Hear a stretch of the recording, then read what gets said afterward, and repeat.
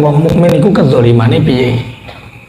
Orang muslim itu dikatakan zalim itu bila bagaimana?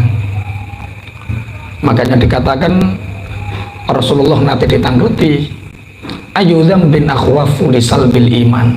Ya Rasulullah, apakah dosa yang paling ditakutkan untuk bisa mencopot iman? Orang Yahudi itu bisa punya iman, orang Nasrani itu punya iman, tapi iman mereka disalib, iman mereka itu dicopot. Karena apa? Mendustakan Allah, mendustakan Rasulullah, berbuat bohong atas nama Allah dengan mengatakan Uzair anaknya Allah, Nabi Isa anaknya Allah, atau bahkan dijadikan Tuhan. Itu satu kedustaan yang menjadikan orang Yahudi dan orang Nasrani itu keimanannya dilepas. Watu syai'in fi ghairi mahallih, menempatkan sesuatu tidak pada tempatnya, itu dinamakan zalim. Lawan daripada zalim itu adil. Jadi kalau kezaliman dikerjakan berarti tidak ada keadilan. Kalau keadilan dikerjakan berarti tidak ada kezaliman. Jadi zalim itu lawannya adil. Siapa yang lebih zalim dibanding dengan orang yang membuat kedustaan atas nama Allah? Siapa mereka? Satu, orang Yahudi. Orang Yahudi itu berdusta atas nama Allah dengan mengatakan Nabi Uzair anaknya Allah. Kemudian orang Nasrani membuat kedustaan atas nama Allah yang mengatakan bahwa Nabi Isa adalah anaknya Allah. Kemudian orang di luar sana, orang-orang musyrik selain Yahudi dan Nasrani yang mengatakan bahwa malaikat itu adalah anak perempuan Allah atau peri-perinya Allah. Itu kezaliman. Sehingga di akhir ayat ini ditutup ala laknatullahi alal zalimin. Dosa besar bagi orang-orang yang berdusta atas nama Allah, membuat kebohongan atas nama Allah. Ulaika yu'raduna ala rabbihim. Mereka nanti orang Yahudi, orang Nasrani, orang-orang selain Yahudi Nasrani yang berbuat kezaliman atas nama Allah, mereka itu nanti akan berhadapan dengan Tuhannya. Wa yaqulul asyhadu haula'il ladzina kadzabu ala rabbihim. Para saksi nanti akan mengatakan mereka adalah orang-orang yang berdusta atas Tuhannya. Ala laknatullahi ala dzalimin. Nah, ini orang muslim tanya, sahabat tanya sama Rasulullah, dosa apa ya Rasulullah yang dengan dosa ini mengkhawatirkan kita untuk dilepas imannya atau mati dalam keadaan su'ul khotimah? Dijawab, qala dawu sapa Kanjeng Nabi, tarku syukri alal iman. Orang yang su'ul khotimah itu yaitu dosa yang paling mengkhawatirkan, yaitu tidak pernah mensyukuri keimanan. Alhamdulillah kita diberi iman itu harus kita syukuri selalu. Mulanya kita setiap pagi bisa mengatakan raditu billahi robba wa bil islami dina wa bi muhammadin nabiyya wa rasulah. Yang kedua yaitu watarku khaufil khotimah, tidak mengkhawatirkan bagaimana kematiannya, sehingga dia berbuat maksiat seenaknya, sehingga berbuat zalim sakpenae dewi. Yang ketiga wa zulmu alal ibad, dan yang paling menjadikan kita takut untuk soal khotimah yaitu karena berbuat aniaya, berbuat zalim kepada hamba, ngelarak wong, bisa dengan ucapan, bisa dengan jabatan, kedudukan, bisa dengan harta. Biwarakno aibe wong itu zalim, merampas hak orang itu zalim, membicarakan aib orang itu zalim, merampas hak orang itu sampai punya hak tapi saya punya kekuasaan, sehingga dengan kekuasaan saya itu kamu nggak tak kasih hak, tak enak oponaanku, itu zalim. Dan zalim inilah yang mengkhawatirkan kita kezoliman ini akan menyebabkan seseorang bisa mati su'ul khotimah, na'udzubillah.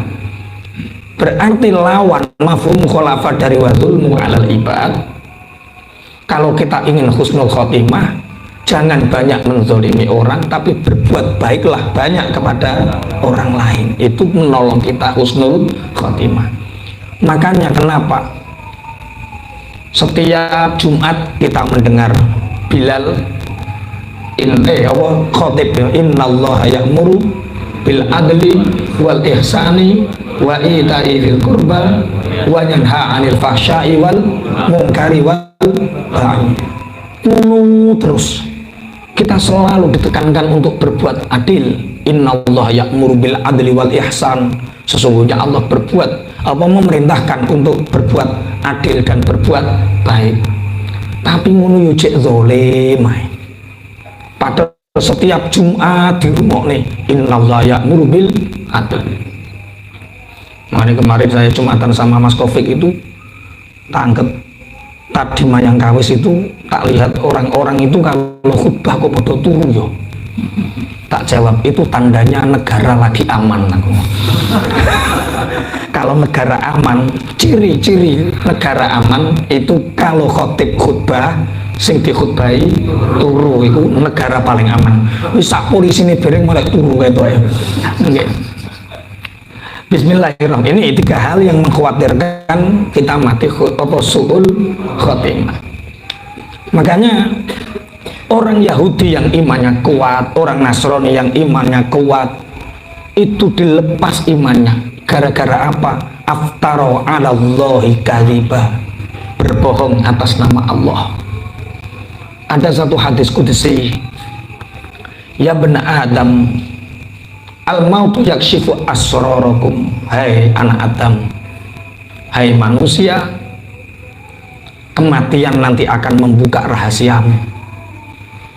Nanti setelah kematianmu, kebohonganmu, apa yang kamu rahasiakan, semua akan terbongkar. Wal qiyamatu tatlu akhbarakum, dan kiamat akan membacakan semua apa yang kalian kerjakan. Wal kitabu yahtiku asrarakum, buku catatan yang dicatat oleh malaikat raqib dan atid akan membuka semua rahasia-rahasiamu. Fa idza adzamta dzamban fala tangdur ila sigharihi. Jadi nanti kematian akan membuka kebohongan-kebohongan kita kalau kita berbohong. Kiamat akan membacakan keadaan kita, dan kitab catatan kita ini tidak akan pernah melepaskan kita. Kalau kalian berbuat dosa, jangan lihat seberapa kecil dosanya. Walakin inzur ila man asaitahu, tapi lihat siapa yang kalian durhakai, siapa yang kalian waneni. Waneni iki apa bahasa Indonesiane? Durhakai, wani lho, wani. Jadi kalau kita berbuat dosa, jangan lihat kecil besarnya dosa, tapi lihat siapa yang kamu durhakai, siapa yang kamu maksiati. Sing mbok maksiati Gusti Allah, sing nyukupi sampean kabeh. Wa idza ruzikta rizqan qalilan fala tanzur ila qillatihi walakin anzur ila man razaqaka. Kalau kalian diberi rizki sedikit, jangan lihat rizki sedikitnya, tapi lihat siapa yang memberimu rizki. Kalau kita mencintai yang memberi, maka sekecil apapun pemberian akan terasa besar, sehingga kita akan menjadi ridho. Nek ngono ojo remeh ke dosa cilik, wala tahkir adzam basagir. Ojo remeh ke dosa cilik. Kita tidak tahu dosa kecil mana yang menyebabkan Allah murka. Juga jangan remehkan pahala yang kecil, karena kita tidak tahu pahala kecil mana yang membuat Allah ridho. Lah, dari sini kita bisa melihat bahwa waman azlamu mimman iftara 'alallahi kadziba. Orang Yahudi dengan kezalimannya mengatakan Uzair anaknya Allah. Orang Nasrani dengan kezalimannya mengatakan bahwa Isa anaknya Allah. berbohong atas nama Allah ini menyebabkan keimanan mereka dilepas. Kita orang muslim, terus Kanjeng Nabi, dilepasnya iman karena 3 hal. 1, karena tidak pernah bersyukur tentang keimanan kita. 2, tidak pernah mengkhawatirkan bagaimana kematian kita. Yang 3, karena berbuat zalim, aniaya terhadap sesama hamba. Maka kesimpulannya, selalulah berbuat baik kepada orang lain walaupun kita dizolimi. Makanya dulu ada cucu Rasulullah yang bernama Ali bin Husain bin Ali.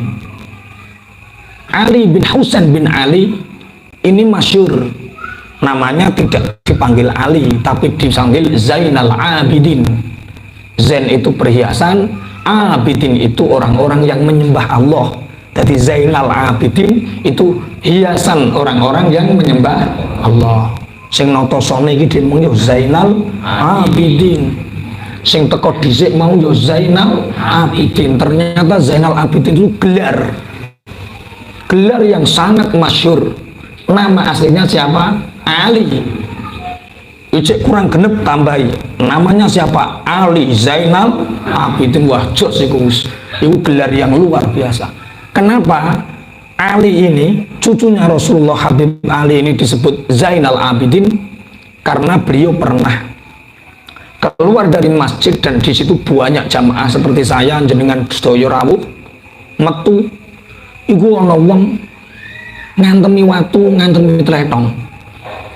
Ngaku-ngaku putune Nabi, tapi kelakuannya orang genah. Ngaku-ngaku cucune Nabi, tapi kelakuannya orang genah. Ki cara santrine kaya sampean aku ndang diantemi watu wong bapake. Langsung mbok keroyok. Ini hampir di masa. Tapi kata Sayyidina Ali, jangan. Biarkan aku membersamainya. Ditanya rumahnya mana, marah-marah nggak karuan. Akhirnya tahulah rumahnya di sana. Terus akhirnya Ali bin Husain bin Ali ini datang ke rumahnya membawa sesuatu hadiah untuknya. Kak, sampean kok gelo karo aku, iku masalahnya apa leh Kak? Sampean iku ngene. Kabare ngene. Oh ya Allah, matur. Selama ini aku mencari orang yang tahu kesalahanku. Alhamdulillah jenengan ngertos, matur nuwun niki kula paringi hadiah. Sosok nek eneng neh kandhani gak apa-apa tak gawano hadiah maneh. Besoknya seperti itu lagi, beda salai dikai hadiah maneh. Besok datang lagi, marah-marah lagi, salai beda maneh dikai hadiah, sampai isin wonge Pak. Iki wong didolimi kaya ngono nggak pernah membalas. Akhirnya orang ini, aku sekarang meyakini bahwa engkau adalah cucu Rasulullah. Beberapa kejadian inilah menyebabkan Ali ini terkenal dengan namanya Zainal Abidin. Coro sampean dikandani Cak Win, sampean iku ganteng Cak Win, tapi kok muwedit. Wong iku mbok apakno Cak Win? Walah kayak langsung tiga mamas. Zalim. Jadi kezaliman ini menyebabkan banyak orang keluar dari jalur iman. Makanya ala la'natullahi ala zalim. Makanya keadilan itu harus ditegakkan. Keadilan itu harus selalu terjadi. Sehingga dengan adanya keadilan, maka tidak terjadi kezaliman. Makanya ada radikalisme, ada terorisme, ada buberai negara.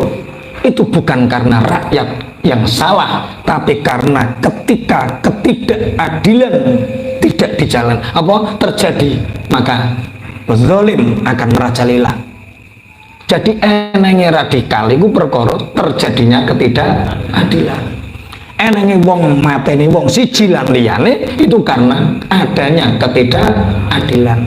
Maka yang perlu dibenahi pertama adalah tanamkan rasa adil di masyarakat, maka masyarakat pasti tentram. Adanya kezaliman karena adanya ketidakadilan. Mulane khotib terus nek Jumat, innallaha ya'murukum bil adli wal ihsani wa ita'i dzil qurba wa yanha 'anil fahsya'i wal munkar. Semoga Allah waffaqanallahu wa iyyakum bil adli. Semoga Allah selalu memberi pertolongan kepada kita dan kepada kalian semua, bagaimanapun keadaannya, selalulah bersikap adil. Selalulah bersikap adil. Kejadian Sayyidina Umar bin Khattab pernah kana yasri bil lail. Suatu saat Sayyidina Umar bin Khattab ini jalan-jalan di tengah malam. Kemudian Sayyidina Umar bin Khattab ini lewat di satu rumah, di pintu rumah fasamnya abukaan. Sayyidina Umar bin Khattab ketika menjadi khalifah ini melihat ada suara tangisan. Ini sopo kok nangis? Didelok. Fawakofa, beliau berhenti. Setelah berhenti, fasama imra'atan taquli auladiha. Dalam tangisan itu Sayyidina Umar bin Khattab sangat jelas mendengar ada seorang suara wanita sedang berbicara dengan anak-anaknya. Apa pembicaraannya? Allahu baini wa baina Umar bin Khattab. Nak, nggak apa-apa nak kalian lapar, nggak apa mau nak tahan, nangis gak apa-apa nak. Antara Allah dan Umar bin Khattab aku ada perjanjian. Nanti di akhirat aku akan menagih Umar bin Khattab dan aku akan seret Umar bin Khattab di hadapan Allah. Ono wong wedok ngandari anake ngono, dirungokno karo khalifah dhewe. Iki nek cara kowe sing dadi presiden langsung kok celokno banser, kok banser apa? Pas pampres. Ah iya pas pampres kok banser. Iya, Sayyidina Umar bin Khattab mendengar ada seorang wanita mengatakan kepada anak-anaknya, "Nak, enggak apa-apa kamu lapar, menangis. Antara aku dan Umar bin Khattab ada perjanjian yang nanti Umar bin Khattab khalifah aku akan bawa menghadap Allah." Akhirnya apa yang terjadi? Umar bin Khattab masuk. Fa'arada Umaru ayyudaiba qalbaha. Sayyidina Umar bin Khattab ingin menghibur wanita ini dan orang ini tidak kenal ini adalah Sayyidina Umar bin Khattab. Cara bahasane saiki Sayyidina Umar bin Khattab sedang belusuan. Tapi belusuan tenanan, ora belusuan pendak ape nyalon. Ya wayah dadi belusuan terus. Ora kok nyalon DPR pendak ape nyalon belusuan wayah wis dadi lali. Nggih. Itulah wakil kita. Saya itu kiai, punya wakil, punya staf Pak Wo. Berarti kedudukan Pak Wo sama saya itu tinggi mana? Tinggi kiai, wong dia wakil loh. Kalau saya naiknya Innova, Pak Wo mestinya naiknya yo Avanza, wong wakil loh. Pasti di bawahnya, derajatnya di bawahnya. Dan jenengan sekali sudah diwakili wakil DPR itu wakil Dewan Perwakilan Rakyat itu wakilin jenengan. Sampean gak numpak mobil diwakili wonge. Sampean kepingin sugih gak sugih wis diwakili wonge. Sampean kenging duwe jabatan gak duwe jabatan wis diwakili wonge. Ya wakil sitok kuwi sing rada aneh terai. Wong wakil kok luwih mulya rada aneh terai. Nggih. Ini Sayyidina Umar bin Khattab belusuan tenanan. Mboten acting niki. Belusuan tenan, dia ingin menghibur. Kemudian fataqa al-bab. Sayyidina Umar bin Khattab mengetuk pintu. Ma fa'ala biki Umar. Sayyidina Umar bin Khattab dipersilahkan masuk. Wonten napa, Pak? Apa yang diperbuat Umar terhadapmu sehingga Umar akan kau tuntut di hadapan Allah? Sing muni sapa ki? Umar. Tapi dia dawat wong liya. Ma fa'ala biki Umar. Apa yang diperbuat Umar terhadapmu sehingga engkau ingin membawa Umar di hadapan Allah? Walam ya'lahu annahu Umar. Mereka tidak mengetahui dia itu Umar. Wanita ini menjawab, qad ba'atha zawji ila ghazwati kadza. Hai Pak, Umar itu khalifah dan memerintahkan suamiku untuk berjihad. Bojoku itu tentara, diperintahkan untuk berjuang. Wa qataru kali auladan sigharon, sehingga suamiku meninggal sedangkan aku masih punya anak yang kecil-kecil. Mongkon perintah perang, tapi wayah mati anak-anak era diopeni tak tuntut ning ngarepe Gusti Allah. Iki padha nasibe Petran ya. Padha nasibe Petran. Walaisa ma'i syai'un unfikuhu alaihim. Sedangkan setelah kematian suamiku, aku tidak mempunyai sesuatu yang aku belanjakan untuk anak-anakku.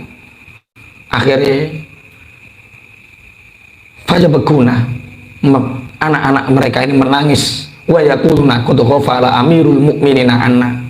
Anak-anak kecil mengatakan, Amirul Mukminin, pemimpin orang mukmin Sayyidina Umar bin Khattab telah lupa kepada kita. Akhirnya Sayyidina Umar bin Khattab ini keluar. Wa akhadha idlan minad daqiq.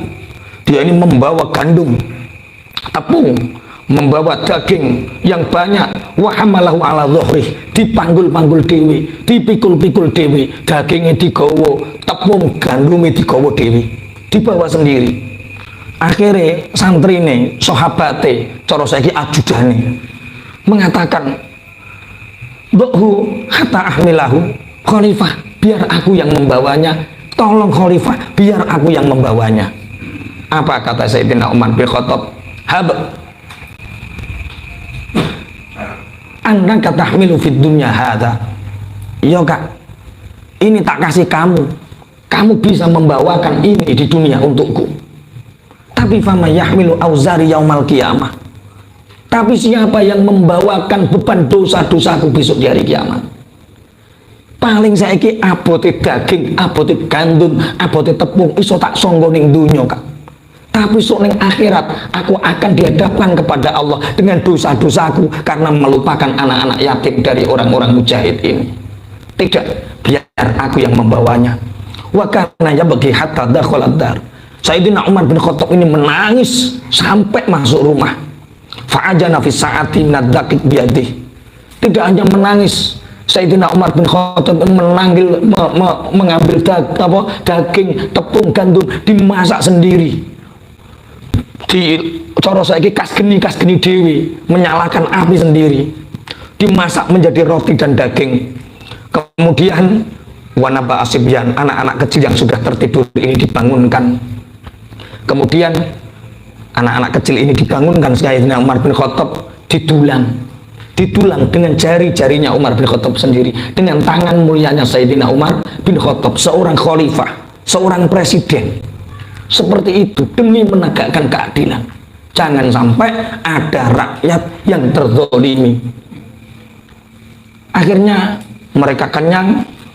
Sayyidina Umar bin Khattab mengatakan, ij'aluni fi hillin ala alla takhasumuni yaumal qiyamah. Bu, nak, apakah sekarang kalian sudah kenyang? Iya, kami sudah kenyang, Pak. Tolong kenyangmu hari ini jadikan itu menjadi halal untukku besok di hari kiamat. Tidak, Pak, Anda nggak punya dosa. Anda menolong kami dari kezaliman Umar bin Khattab. Jadi dalili Umar bin Khattab. Anda telah menyelamatkan kami dari kezalimannya Umar bin Khattab. Akhirnya Sayyidina Umar bin Khattab mengatakan, aku adalah Umar bin Khattab.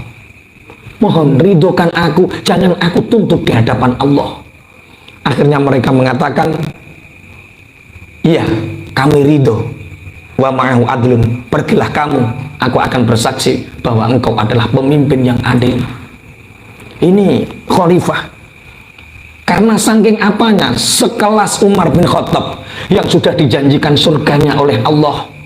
Karena Umar bin Khattab menghadiri perang Badar, menghadiri banyak peperangan yang sudah dijamin surganya oleh Allah, masih menakutkan kematiannya. Kita lagi ngaji seminggu pisan, masya Allah, wis koyo wis lali kabeh tentang kematian, wis koyo wis sing dipikir widodari ya. Ya ora apa-apa, tapi ya kudu imbang. Jadi dosa yang mengkhawatirkan kita adalah dosa menzolimi sesama manusia. Jangan sampai kita berbuat aniaya, berbuat zolim kepada sesama manusia. Kemudian ini kita nanti ketika mati, kita akan terbongkar semua rahasia kita. Ketika hari kiamat, Apa yang kita kerjakan diumumkan. Kitab yang dicatat malaikat Raqib Atid akan menunjukkan jati diri kita. Inilah. Dan wa yaqulul asyhadu haula'il ladzina kadzabu ala rabbihim. Para saksi-saksi ini ada yang mengatakan asyhad ini malaikat. Buku catatan kita, file-file kita yang sudah tersimpan, ini akan mengatakan dia berdusta atas nama Allah. Ala laknatullahi ala zalimin. Bismillahirrahmanirrahim. Laknati Allah itu diturunkan kepada orang-orang yang zalim. Zalimnya orang Yahudi seperti itu, zalimnya orang Nasrani seperti itu, zalimnya orang-orang di luar sana seperti itu, zalimnya orang Muslim sudah tak ceritakan. Alladzina yasudduna an sabilillah. Zalim iku yo sampean duwe karyawan ora mbok bayar kabur kuwi jenenge apa? Zalim. Zalimmu ketika kalian punya jabatan yang berhak sing dadi ku mestine iki mbok leh wong iki kuwi jenenge apa? Zalim. Keputusan yang benar mestinya seperti ini, tapi karena kamu punya kepentingan yang kamu menekan ini, namanya zalim. Kira-kira di Indonesia ini banyak yang adil atau banyak yang zalim? Sing optimis dulu, banyak yang adil. Sampai rapate optimis mulu modele, padahal itu pejabat loh nih pinggir gue. Menuju Bu Arani zalim. Dalam pejabat yang ngaji. Bismillahirrahmanirrahim. Siapa orang-orang zalim itu? Alladzina yasudduna an sabilillah. Yaitu orang-orang yang mencegah orang dari jalannya Allah. Wong sing ngengel-ngengel, wong sing marek nenggone Allah. Orang yang mempersulit untuk agamanya Allah. Itu orang yang zalim. Wa yabghuna iwaja, atau tidak mempersulit tapi menjadikan agamanya Allah itu menjadi bengkok. Seperti kejadian ketika Mustafa Kamal Ataturk menguasai Turki, menjadikan anti Arab, sehingga bahasa sholat diganti bahasa Turki, adzan diganti adzan Turki, semua menjadi istilahnya fanatik terhadap satu kedaerahan, sehingga mengatakan bahwa jangan mudah dibodohi orang Arab, nyembah-nyembah saja. Tapi padahal semua ulama-ulama salaf menyatakan bahwa sholat itu selain dengan apa yang dibawakan oleh Rasulullah itu tidak sah. Misalnya kalau sholat kok ganti Allah Maha Besar dengan keagungan Allah, dengan kesucian Allah, aku menyebutnya di pagi dan sore hari. Walah langui lagi jenenge waya bahunaha iwaja. Khutbah itu syaratnya, rukunnya khutbah ada 5 misalkan. 1, tahmid. 2, sholawat, membaca ayat Al-Quran, berdoa untuk mukminin mukminat, dan berwasiat takwa itu dengan bahasa Arab. Kemudian karena sampean itu Nusantara Tulen, sehingga Nusantara Tulen ini jangan mau dibodohi orang Arab, khutbah ya khutbah saja, jangan pakai bahasa Arab. Ya bahunaha iwaja. Makanya toleransi itu penting, tapi dalam konteks-konteks tertentu orang itu harus ta'assub, orang itu harus fanatik, tidak toleran. Contoh seperti sholat, ya tetap sholat sebagaimana Rasulullah, khutbah ya khutbah sebagaimana Rasulullah. Jangan sampai toleransi ini kebablasan. Soalnya kemarin aku grisen nih di WA nih, di inboki, Pak Yai bahas-bahas mengucapkan selamat Natal Pak Yai. Lah yo wong Amerika wis teko bulan aku bukan bahas kuwi.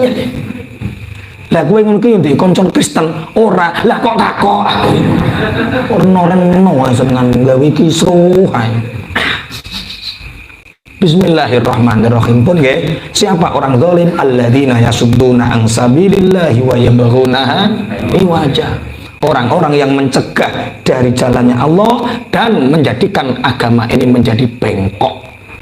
Tapi terus kowe aja sok sing paling lurus. Ngaji hati garis lurus. Terus sing ora ngaji hati garis bengkok. Terus apa-apanan. Gue terus gawe garis lucu. Wahum bil akhirati hum kafirun. Mereka ini nantinya wahum bil akhirati hum kafirun. Mereka dengan kezalimannya itu di akhirat mereka sebenarnya kufur atau tidak percaya. Makanya kezaliman ini harus betul-betul kita hindarkan dari diri kita. Ingat, di Indonesia ini kita melaksanakan 3 ukhuwah. 1 ukhuwah Islamiyah, kita bersaudara sesama muslim, ojo nyakiti sesama muslim karena muslim itu adalah saudara kita. Yang kedua adalah ukhuwah basyariyah, sesama manusia kita harus bersaudara. Masa tonggomu Nasrani, masa tonggomu Hindu, masa tonggomu Buddha, kuwi ngono ya dulur, tapi dulur padha-padha menungso. Ojo bu anggap itu orang kafir itu lebih hina daripada anjing, yo rasa ngono nek muni. Anggap mereka tetap manusia. Ukhuwah basyariyah. Ono ukhuwah watoniyah. Ukhuwah watoniyah itu bersaudara sesama satu kenegaraan.